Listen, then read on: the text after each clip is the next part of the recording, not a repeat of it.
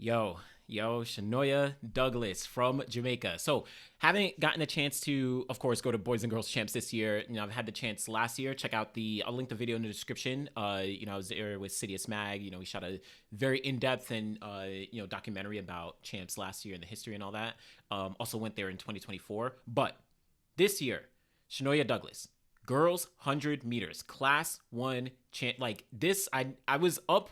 I mean, it wasn't like super late, but I was like watching this race. I was like keeping tabs on it. A couple of people were reaching out like, yo, you got to make sure, like, listen, Shanoya Douglas, 10.98 seconds to win the class girls 100-meter dash at Jamaican Boys and Girls Champs. Amazing performance. And this was with 0 0.7 wind. So it wasn't like super windy, whatever. Like this was a great performance for Shanoya Douglas. Now, this also is the second fastest time that we've ever seen from a girl at the Jamaican Champs, right? Alana Reed had run 10.92 seconds all the way back in 2023. So, she was able to really make some big moves then. But now Shanoya Douglas kind of stepping into that realm and showing like, yo, I'm here. Like, I am next up. Now, we've seen her in previous years really make a name for herself, coming into her own, over the past year. I remember I was down at Jamaican Champs. Obviously, I was at, high school girls and boys champs last year where she won the class 2 championship in the 100. And did she win the... Let me see. I forget if she actually won she won the 200 and 100 for class 2 at Boys and Girls Champs last year. She went to Jamaican trials and actually finished 6th place in the 200. Didn't make the 100-meter final at senior championships. But now coming into her own, again, her previous best before this was she had run 11:06 at the CRIFTA trials earlier this year. So she was kind of making steady progress. She had run 11:2 last year. So she was kind of getting into that radar. And now that she's in class 1, all right, this is my year. This is going to be the time that I show up and I show out and I finally get this title. And to do it in emphatic fashion where, listen, she didn't even get a good start. She was left in the blocks. Low key, she was left in the blocks to a degree. And she was not, the first one out. And she had to make up all that ground. I know some people were coming at the commentators because they were like, yo, she got a good start. Nah, she was left in the blocks. But she made up the ground and she dominated the field. Like, it wasn't even close by any means. So 10.98, amazing performance. She's still 18 years old. She turns 19 at the end of this year. I think it's September or August or something like that. Someone could cross-check me. But yeah, I think this is, if she got a good start, she probably would have been a little bit closer to maybe like 10.95 at least, right? Maybe even faster. I know some people gonna be like, she would have run 10.8. Maybe. I don't know. I ain't gonna go that far, you know what I'm saying? But listen, amazing performance from Shanoya Douglas. I think, though, overall, what this performance highlights for me is just the depth that Jamaican women's sprinting has, not only right now, but has always had, and kind of like how it complicates things for other Jamaican women. So, for example, right now, we know the top young stars are Tia Clayton, Tina Clayton, who got the silver medal last year, and then Brianna Liston, who just made the final at the World Indoor Champs. And of course, Tia Clayton made the Olympic final in 2024. So all three of them have kind of asserted themselves on the global stage in some capacity, whether it's making finals or, in the case of Tina Clayton, actually getting a medal. And they've run relatively fast times. Then you add in the kind of more experienced, the older guard between, Elaine Thompson-Herah, who's making her comeback now, and Shericka Jackson, who, of course, super successful, and she's been dealing with setbacks the past couple of years, but, she's looking to make a comeback, just ran a 400. You have others like Jonelle Smith, who's also for more of the experience realm, but she's kind of making a comeback to a degree.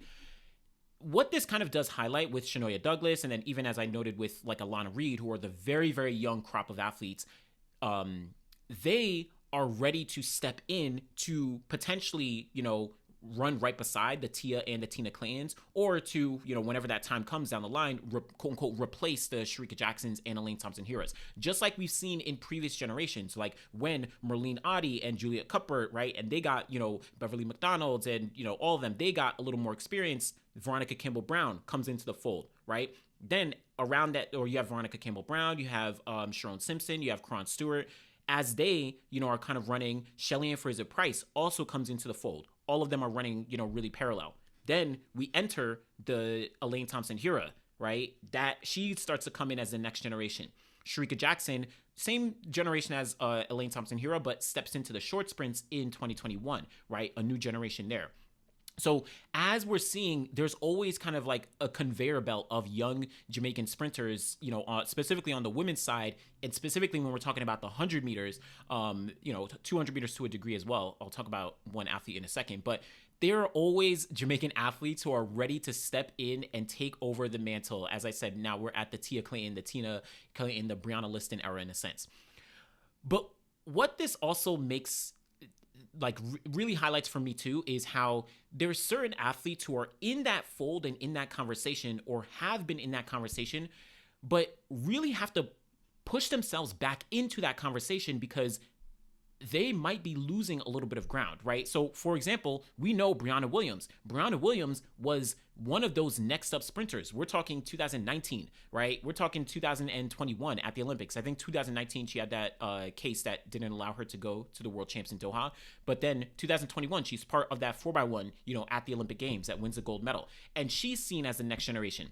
But what's crazy is you get to 2022, and if y'all remember, Brianna Williams is in an interview after running the relay, and she's talking about, I'm not even the youngest here. We got a whole new generation of athletes who are on the rise. And she was talking about those Tina, Brianna, Alana Reeds. Like, she was talking about that generation of athletes. So now you have this middle ground of Brianna Williams, of Alana Reed. Oh, I'm sorry, not Alana Reed. Kemba Nelson, who they showed like really good flashes of greatness, and they've made individual teams. They've made, they've been competitive in different capacities, but they aren't displaying that consistency, that upward trajectory to a degree that we would have assumed they would have had. And now they've gotten kind of leapfrogged over where Tia Clayton are actually kind of surpassing them, but they're still in the conversation and in the mix. Shout out to Brianna Williams. I know apparently she moved back to Otto Bolden after all kinds of things, right? She moved down to Jamaica with Michael Frater, then she moved to John Smith, and then she's back with Otto Bolden. It's like weird situation. I'm definitely rooting for her.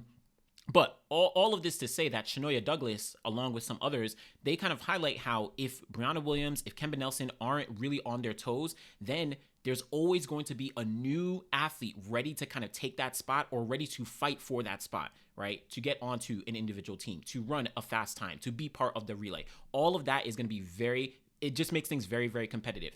Now, this isn't to say that it's all, done for, those athletes in the middle tier, right? Because you have someone like an Ashanti Moore who, she was really good to a degree, coming up, and she had some down years, but she kind of had a resurgence back last year where, she got right back into the fold, won Jamaican trials in the 200, was able to make the semifinals at the World Champs. So, anything can happen. You have Kavona Davis, who's, jumping, dealt with some setbacks and different things, moved down to, I think she's training with Glenn Mills now. So all of this is to say, no matter where these different athletes are in terms of the pecking order of Jamaican 100-meter sprinting for the women, there's always another athlete ready to kind of step into that conversation and step into that role of the quote-unquote next up. Again, whenever Sharika and Elaine are, ready to step away, then you're going to have, your Tia and Tina Claytons and your Brianna Listons, right?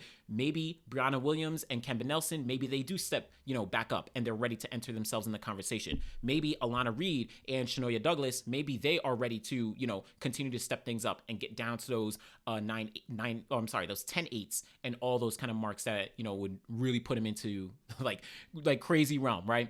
But overall, just some random thoughts as it relates to Shenoya Douglas and this amazing performance. 10.98 seconds, and she was left in the blocks. She was sleeping in the blocks. I'll link the video in the description, but this was big, This was big. And at Jamaican trials, like I said last year, she was 6th place in the 200. She didn't make the final in the 100.